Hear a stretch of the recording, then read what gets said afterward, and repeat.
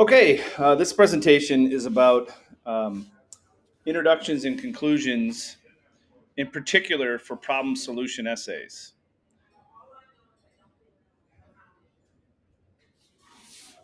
What's interesting about some of these strategies that I'm going to talk about is that you can use these strategies as both introductions, but they really should all appear somewhere in your essay. And in fact, some of them with some tweaking can be used for a conclusion.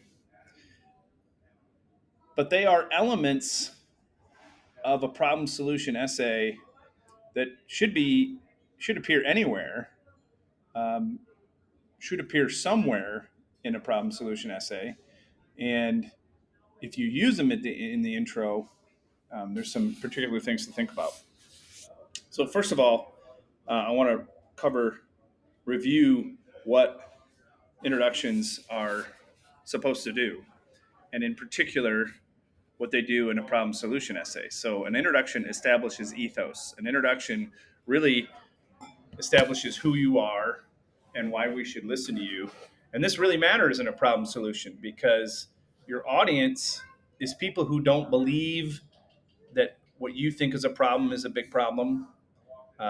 Let's think about gun control or climate change or um, uh, childhood poverty. There are people who don't believe those things are big problems, and that's who you're talking to. So, an introduction is really critical to establish who you are because the people you're talking to don't already believe that what you think is a problem is really a problem. So, that's about ethos, and it's about getting the audience's attention, and it's about beginning an exploration of the topic. An introduction really matters in a college writing setting because professors use the introduction to decide, are they reading something written by a college student, a writer trying to improve, or are they reading something written by a prisoner, someone who is forced to be in a classroom, who was released with a bell, who has to ask permission to go to the bathroom, who goes and has some questionable food options in the cafeteria. That sounds like a prison or a high school. And if you're writing because you have to, if you're writing an introduction that feels compulsory, that feels mandatory, you're going to really lose a college professor quickly because this feels like you wrote this just to complete an assignment instead of thinking about thoughtful ways to grab your audience's attention, to establish who you are, and to begin exploration of the topic. So, here are some strategies to not sound like a prisoner forced to write. First is a startling statistic.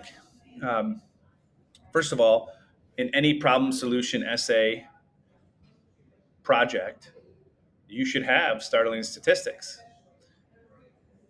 In my face to face classes, when students do their research, I ask them cold call, what's a startling statistic about your topic? Because if you don't have them, you're not doing the research you should be doing. But we're moved by numbers when we believe them. If you don't believe something's a problem, let's say, for instance, you don't really believe that single parents struggle with childhood poverty, you are not going to be moved by a number unless you believe the number. So I recently had a student share how 30% of single parents live below the poverty line. Now, if I am not already inclined to believe that, the first thing I'm going to do is attack where it came from, who said it, and how they arrived at that number. So, what you need to do when you share a startling statistic, and you can get a lot of material out of this, is discuss who it is from and how it was found. So, who is sharing this number and how did they arrive at that number? Explain the study, the survey, the research, and why it's valid. And then, besides discussing its credibility, sharing why it's credible, you need to work with the number. You need to make it feel real for the audience. So let's go back to that 30%. 30%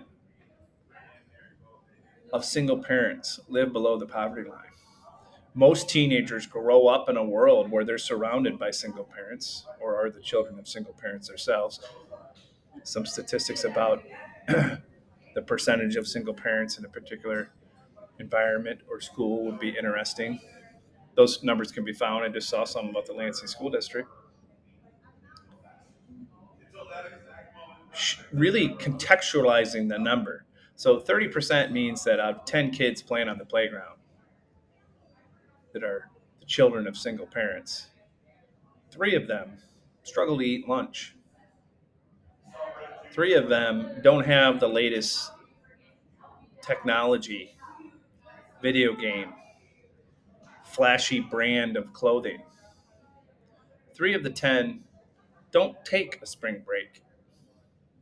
Make the number real for your audience, and that'll engage them, and it also establishes your credibility.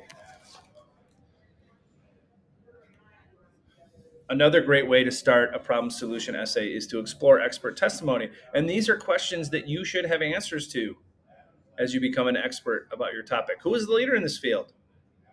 So, if we're talking about ADHD and how it's overdiagnosed for children, the American Pediatric Association is an important leader in that field. What's the leading doctor associated with a particular perspective? Right? I had a student working with physician assisted suicide. And if you don't know Dr. Jack Kevorkian, who's actually a Michigander, he's passed away now. But if you don't know that name in the course of that conversation, you're not doing your job. Expert testimony really works when the expert has recently done something. So, an event, an action, a speech, an initiative, and describing it with vivid language to spark our interest and begin our reflection in the way you want. A lot of times, this can be a politician talking about a piece of legislation that connects to your problem solution. Um, it can be um, an event of a political nature, so a rally or a protest or a march. For instance, you'll find around the Right to Life marches in the spring a lot of essays about abortion and arguments about pro-choice, pro-life positions because there's something happening. There's a moment. Very similar to this, really, this expert testimony focuses on a leader or organization. You can also focus on Kairos, which, remember, Kairos is the moment that makes this discussion right. So, why write about this right now? Why are you writing about it right now? Um, what is the last significant contribution to this conversation? So, people talk about something because it's hit the news. And here's where you can do a simple Google search with and use the news function. What's the latest headlines associated with your topic? So the student writing about ADHD can bounce off of something like the fact that Ritalin and Adderall has recently been in the headlines because there's a shortage. So using that recent event can lead us into it. Um, very, very interestingly, I had a student working on cell phone essays, and we were talking about, well, what would be the Kairos with cell phones? And I Googled when was the first cell phone released, and it happened to be 50 years to the day of that class. So literally, while this student was trying to think of an introduction, the cell phone was celebrating its 50th birthday. That's Kairos, right? That's a reason to write about this right now. And he was writing about cell phone addiction. Um, why should we know about this, right? What's happening that makes it relevant? That's Kairos. Now, um, those three can also be used in a conclusion. After a problem solution essay, you outline your problem, you discuss your solutions and why they're feasible and why they could be effective. And then what do you do to wrap up? Well, leave a startling statistic to drive some action. Give us a recent event or a recent speech where a leader in the field spoke. Give us the Kairos. What is there legislation right now? Is there um, some reason to talk and care about this at this moment? Those can also work as conclusions. Um, Personalizing the problem can also really work. Many of you are writing about something you have personal interaction with. So my ADHD student has a personal experience with ADHD. Um, Struggles over misdiagnosis, overdiagnosis, mismedication, over medication. So I is powerful when it's really about us. These essays aren't about you, but if you use your personal experience to talk about other people who've suffered like you have suffered or have experienced a problem like you have experienced. Hypotheticals can work if it's realistic. So a hypothetical wouldn't work for the ADHD because if you're not diagnosed with ADHD, you can't realistically imagine that experience. But we could all realistically imagine the end of the American dream, or we can all realistically imagine being the victims of gun violence. So, where it's realistic, you can do the imagine type personalization of a problem. And you can also still talk about Americans. Yes, recently there was a news story that Americans are much less patriotic or say that being patriotic is important at a much lower percentage than they used to. But the word American still moves people. So personalizing the problem in terms of why Americans should care about this can be effective. A couple notes about conclusions. Remember, don't just summarize. Don't tell us what you just told us. You should be coming off your convincing solutions. And so you want to assume we've been moved by your ideas.